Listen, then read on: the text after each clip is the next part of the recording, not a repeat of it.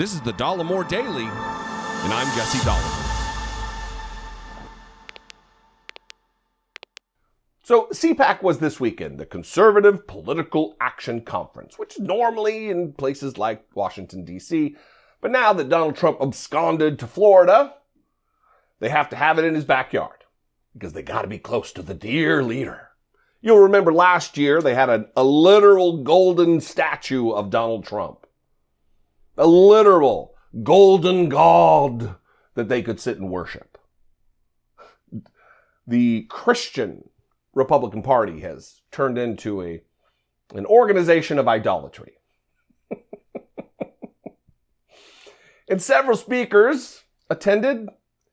Several prominent Republicans were interviewed in and around the proceedings, and I want to talk about some of these things. Let's start with Senator John Kennedy from Louisiana, who I've talked about in recent days. I've played two political ads from one of his opponents, Gary Chambers Jr., one in which he talks about legalizing marijuana and the disparity in sentencing, and the other where he burns a Confederate flag. That is who Gary Chambers Jr. is running against right here. John Kennedy. Watch this. Hear me out. I believe that America is not perfect, but we are good.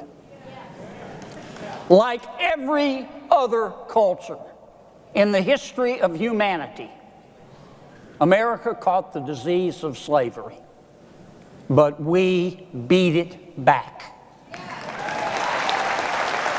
And we passed civil rights laws in 1866, 1871, 1875, 1960, 1964, 1968, 1990, and 1991, and I'm probably leaving some out. The truth is that most Americans don't think that much about race. They think about character. And they understand that souls have no color. The reason most Americans don't think about race or don't have to think about race is most Americans are white. John Kennedy. And for that matter, we didn't catch the disease of slavery. We imported it. We made it a fundamental aspect of our country.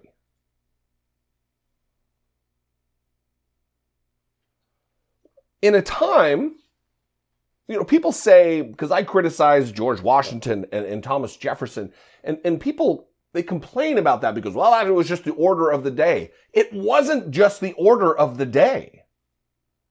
John Adams was ardently, morally opposed to slavery. There were lots of people who understood it to be pernicious and immoral and disgusting. A sinister, evil practice. But because it benefited them financially, we had many presidents who were enslavers of human beings because it made them rich.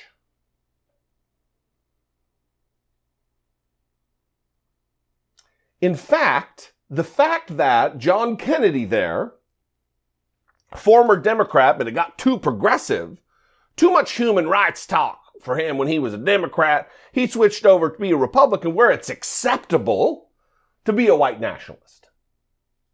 He lists this series of civil rights bills.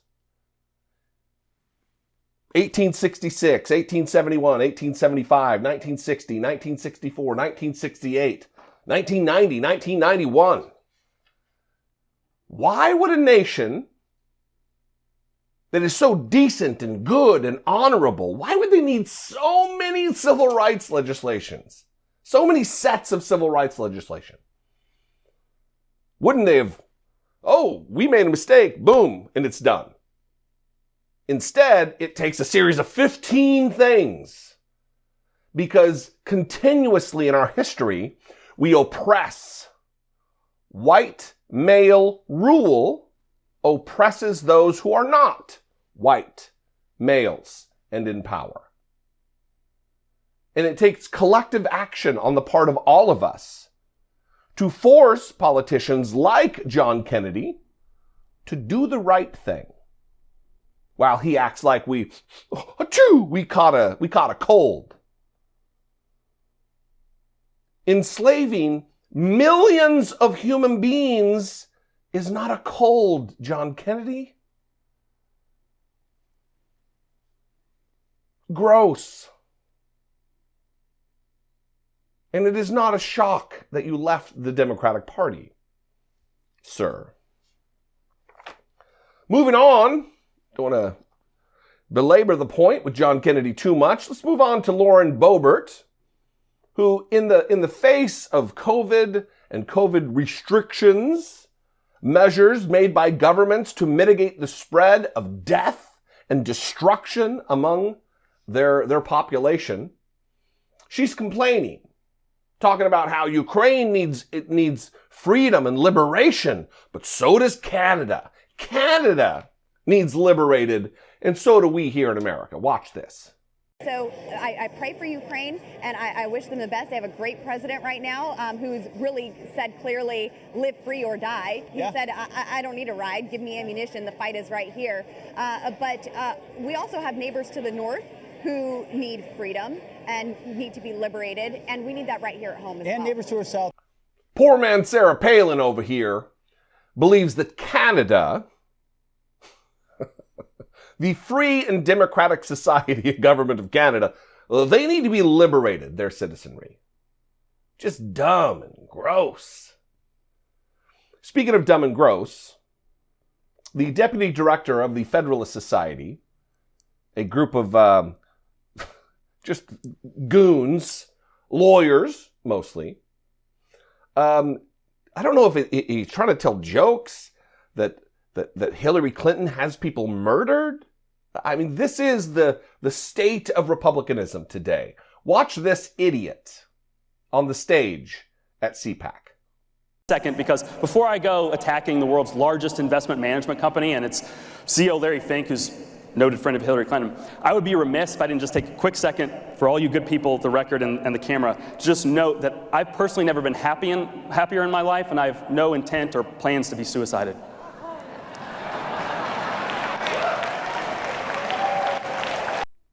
Moron.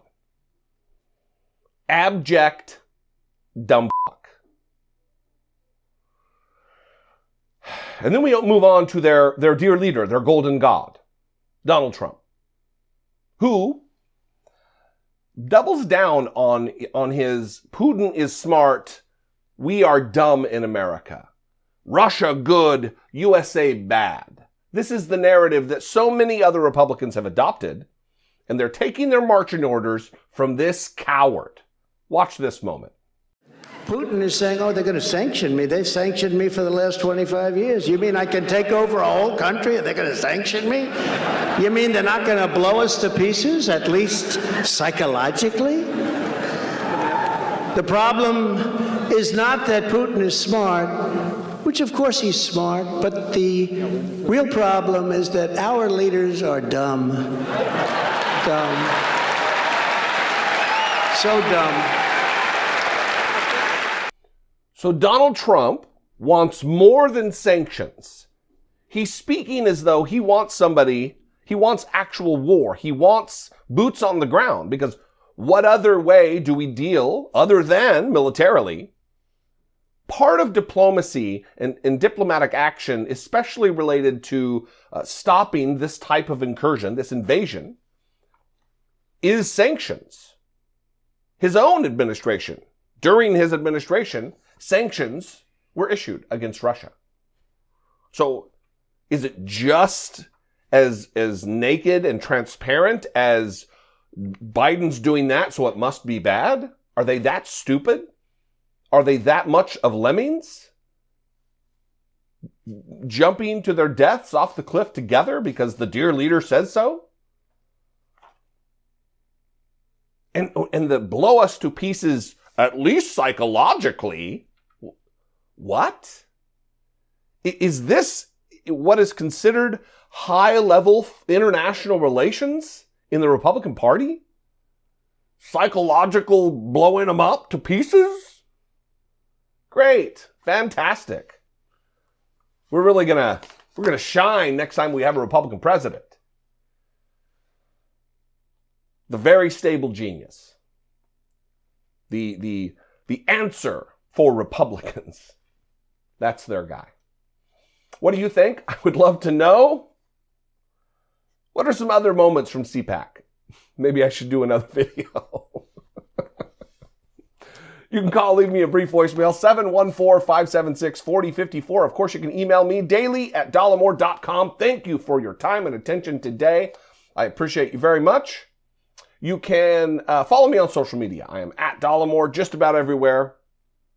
And if I bring you some value, please consider supporting my work, helping produce my work, becoming a channel member by clicking the join button below, or heading on over to patreon.com/IDoubtItPodcast. I love you guys. I will see you next time. Until I do, be genuine. Take care of one another.